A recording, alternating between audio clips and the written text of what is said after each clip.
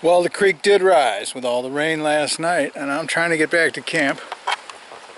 I am in the middle of nowhere, and I followed this creek for a few miles. And outside of wading in the freezing water, this is the only crossing. I've already got my backpack across. Now, hopefully this won't be one for the bloopers reels. I'm going back for my saddlebag.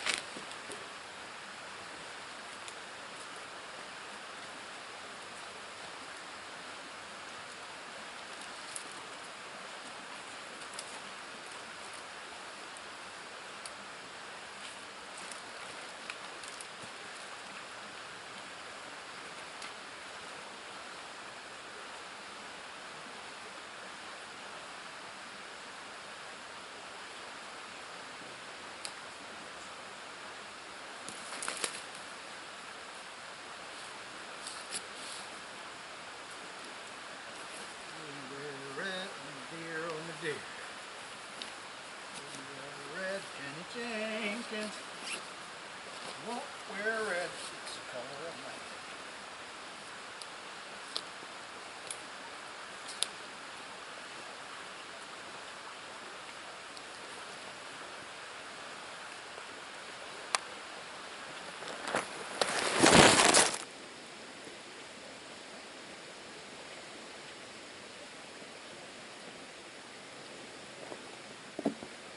Oh, the camera fell down. Jeez, I did not fall down. I made it across, but I'm not going to do it again for your enjoyment. I just had a close call. It's 4 o'clock, and at 5 o'clock it'll be getting dark. It poured rain, I don't know, last night. I stayed dry because I had rigged the tent and the tarp right, but every stick of wood in this forest is soaking wet. And the creek has doubled in size. I came in. When I'm stealth camping, I usually take a different trail every time to my campsite. So I took a different trail through there somewhere, and because it's a cloudy sky and I didn't have a compass, I got lost and I ran into this creek back in there and I couldn't cross it. Time was wasting away. It's supposed to rain tonight, go down to 34 degrees, which means hypothermia would be looming. With the equipment I've got, I got no tent with me and no tarp, and I've got all my video stuff for my YouTube channel. So I would have had to quick build a shelter, something to keep the rain off. I think I would do it with a ton of white pine boughs. But a fire, there's just no dry tinder around. So I had the idea, alright, if I have to, I should be able to use a chunk of Spam, because I have a new can of Spam I got while I was out on errands. Maybe that wrapped in a piece of paper, like an old receipt from my wallet or something. I could get a little chunk of that to melt the fat into the paper and burn like a fire starter. So when I get back to camp and I get myself fed and rested, that's one of the things I'll do to see if that would have worked, because that was my only option. I never go into the woods without at least 2 lighters. I've got 2 lighters on me now and a knife. But even with that, and not fire starting like, you know, Bear Grylls or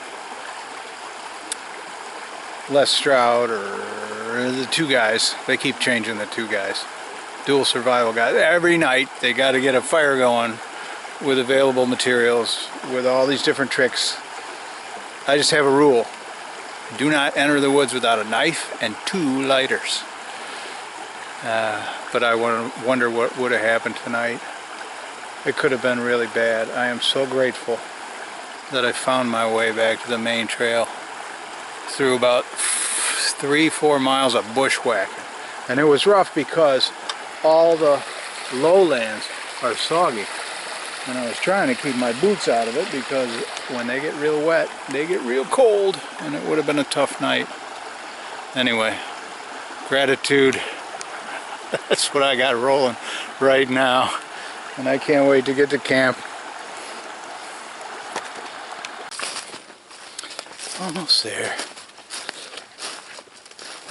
Kind of far out. That's what I like. Privacy. I would like you to look ahead and see if you can spot my stealth camp.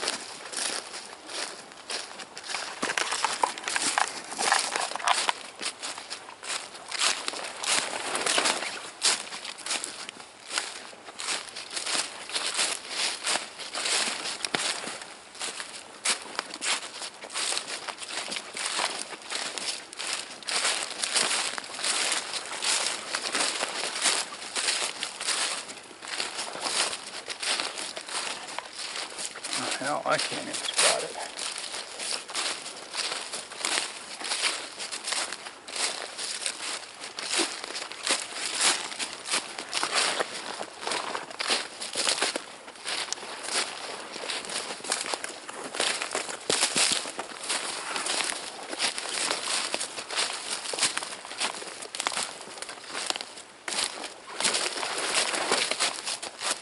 Look at that. Pretty little Christmas trees.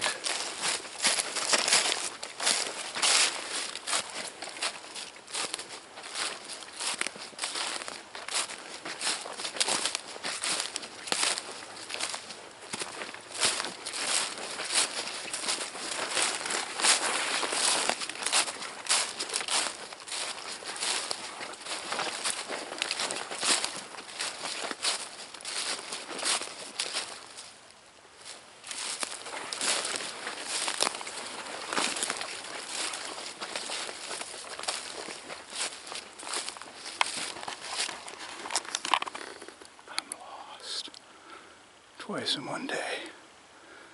Alright, I'm going to stop filming until I get my bearings.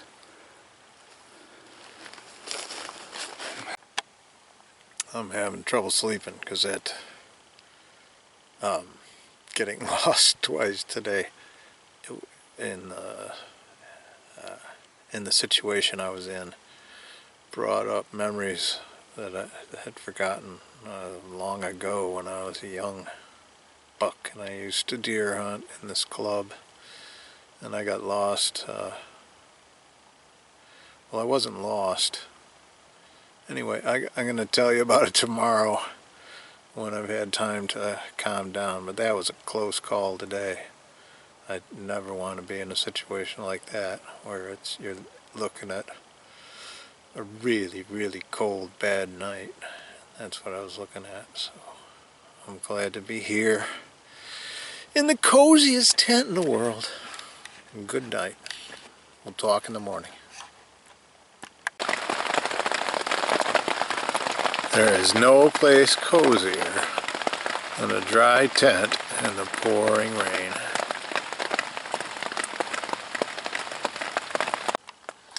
Alright, I'll cook breakfast inside this morning if it's gonna storm. And I'll tell you the story of how I got trapped way out in the mountains of West Virginia. It happened about 20 years ago. I used to deer hunt. I don't anymore. Just kind of lost the thrill. But I love deer. And I love it when hunters get their deer. They put a lot of effort into it, and that's what was happening with the deer hunting club that I belong to. I'm trying to set up the camera right here so that I can have hands free while I cook. There we go. Maybe this is a better view. Let me see. This is my little triad stove, which is good. Very dangerous to cook in a tent with it, but I'm doing it anyway. I've got this old wash basin I found down by the river, and I filled it with sand and stones so it has all kinds of inertia and it won't tip. And I want to get this just right so that we don't have any problems. These are not working well, so I'll set them aside and go with my big. That's what we're going to do. We're going to set the water for the coffee on the stove, and I got it. I don't like that basket handle hanging down, so I'm going to change the angle so that I can get this on here without tipping anything. There we go. Now, 20 years ago maybe, I went to the annual expedition. About 10 bow hunters, we were all buddies, and we would rent cabins along this little river by Petersburg, West Virginia. The river flowed between roughly Smoke Hole and Petersburg. Petersburg's a small town. Smoke Hole is not really a town, just a trading post and a bunch of cabins. Anyway, we would go there in October. Because we weren't rifle hunters, we were bow hunters. It takes a lot more skill to be a bow hunter for deer because you have to get so close to the animal before you can shoot them. And so the season is longer, you're allowed to wear camo instead of flare orange. It's a challenging sport. And, you know, sometimes we wouldn't get deer. Well, Red Dog, that's what we called him. He always got deer. He was really good. And sometimes I got deer, but it was pretty rare. But I would go off in the woods alone because I love solitude and wilderness, and we were already out in the sticks. So it was a simple matter to head out there longer. The stove here looks like it's working slowly, but as it heats up that little chamber full of alcohol, we'll start pushing the fumes to the vents, and all of a sudden it'll go flip, flip, flip, and flame up and be much hotter than it is now. A lot more flame. It's just going to happen in a few seconds. It'll be fun to watch.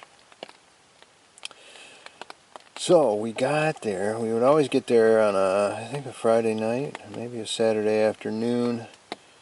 The bow hunting season hadn't opened. It wasn't going to open till Monday. So we'd hang around the cabin. I would fish in the trout stream and get a license. There were other people at the cabins, and it was usually trout fishermen, and they were good guys. It was a lot of fun because they had a lot of skill and knowledge about trout. We had about deer, and we all loved the outdoors. So even though we didn't know each other, we always got along really well. One Sunday morning, it was a beautiful day. It was warm out. I had brought my kayak, which is a two-man. There's no skirt on it, so it's open.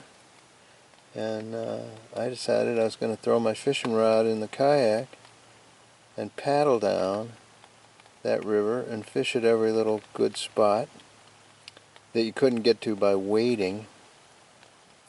And that was my strategy. And once I got to Petersburg, I would drive my truck back. So before I left, I talked to the other guys and said, hey, would somebody follow me in their truck?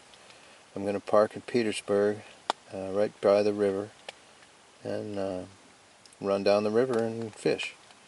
Yeah, well, what's going to happen? That's wilderness. That's not like the road to Petersburg. What happens if you get in trouble? I said, I'll be fine. No, what happens if you get in trouble? We'll sit around all night worrying about you if you don't come back. And then we'll have to go out and look for you. And I said, no, okay, here's what we'll do. If I'm not back by noon on Monday, noon tomorrow, you guys go ahead and call the Rangers and launch a search, because then I would be in trouble. They said, all right, and you got till noon on Monday. I said, I will be back tonight. Relax. I got in the kayak, paddled down the river a little ways, and it was shallow and rocky, but it had a good flow because we'd had a lot of rain. And the first rapids I got to, I knew I could run them, so I did, but because the canoe was open and the river was so small, it would just splash in so much water. Even though I wouldn't sink in the rapids, there would be so much water in the kayak. I'd have to pull over when I could, get out on the bank, dump out all the water, and then paddle on. And then I realized I've got like 17 miles to go on this, and it's going to be tough. Should I turn back? I thought, no, I can't paddle back. That's probably the worst rapids, and as we get closer to town, it'll be better, and blah. I've deceived myself. So, after about 3 more rapids, having to do the same thing, pull over, dump out the canoe, or the kayak. I was soaked. And this went on for hours and hours. I forgot about fishing. All I thought about was getting back so that I didn't have to have the boys launch a search with the rangers. That'd be bad news. Embarrassing, and I didn't want to have it happen. You can hear the rain now. So I struggled along like that all day. No end in sight. Didn't know where I was. Wilderness on both sides. Craggy mountains on both sides, and this rough river. Rapids every 100 yards, another rapids, another soaking. And I was getting really tired, and I was also getting really cold. And I was worried about hypothermia.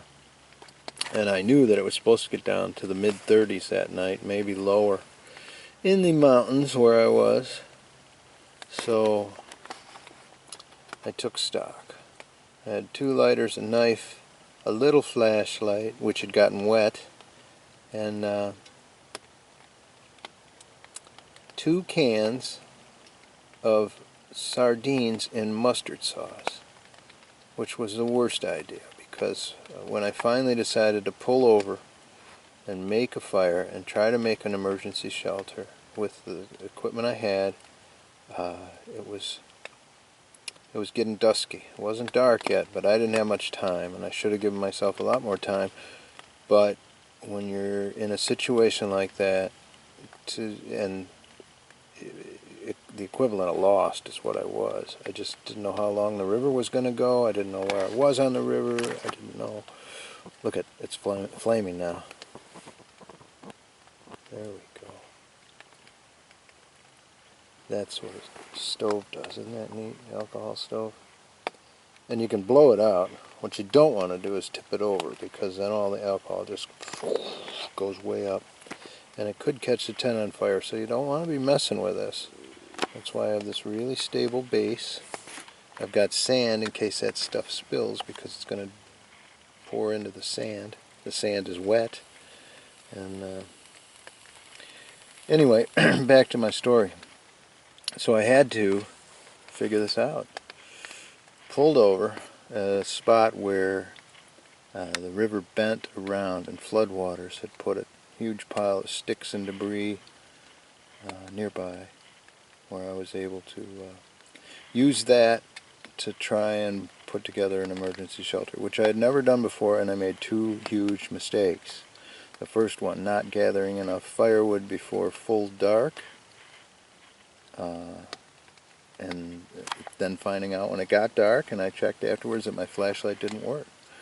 The second was that I didn't put down enough bedding, or grass. I probably gathered a bushel of long grass that was in the area, but that's all there was. The leaves hadn't really fallen. I just didn't have a place to lay down that was comfortable. That wasn't enough grass. I probably needed 10 bushels of grass, because it was rocky.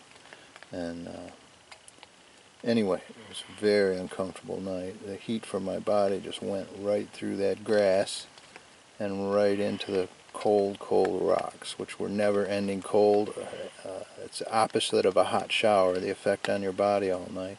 It just drains. It's a heat sink. It pulls all the heat right out of your body and makes you ache. I had the fire going, but like I said, I didn't have a flashlight and I didn't gather enough wood. Also, I put a lot of sticks above me, but I didn't put any leaf litter, any branches with leaves on, anything to hold that heat that was coming off my body and rising, nothing to stop it. So it just went flying up into the air, and I was so friggin' cold. It was bone cold. It was achy, nasty, laying on the rocks, freezing cold. I'm so lucky it didn't rain.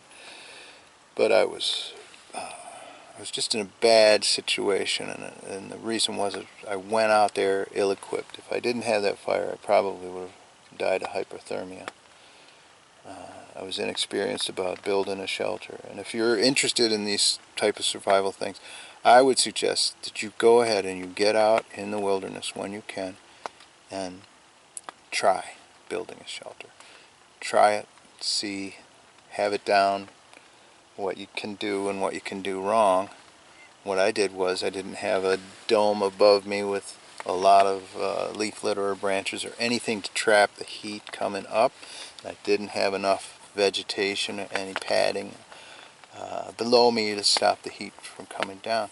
Also, my clothes were completely soaked, so before dark I did get a raging fire going, and I had to strip off all my clothes. There was no point in wearing them. There was nobody around. But also, I was trying to dry off my body and dry off those soaking clothes. By morning, I remember taking the last of my wood, getting the fire blazing, taking like this torch of a stick, and walking around thinking, I'm going to die unless I find more wood. And I did. I was walking around in my tennis shoes, naked, in the middle of the night, in the middle of this forest, in the middle of the boondocks. And I found enough armload of wood, and I threw it on that fire, and I made it till morning. And as soon as it was morning, I put on my wet, freezing clothes, and I jumped in that kayak, and I paddled, and I came to more rapids. It was just getting light out. I remember there frost on the new fallen leaves. I could see my breath.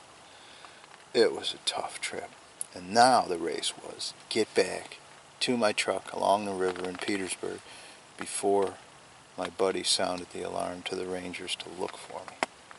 And I paddled and paddled a whole bunch more rapids. I didn't get as swamped and soaked as I did before, but I did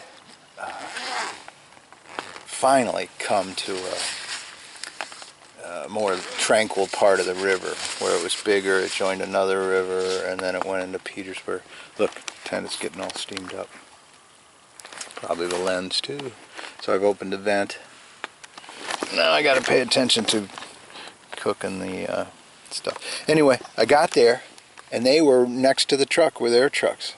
It was noon. I got there exactly at noon, and they were worried about me all night. They had gone to different motels looking, seeing if I had shacked up with some hillbilly woman, which was not the case, but that's the story of my ordeal. And last night when I got lost right before dark, I thought, hey, I've built emergency shelters before, and this is going to be tough, and it's not going to work very well, and I'm going to freeze my butt.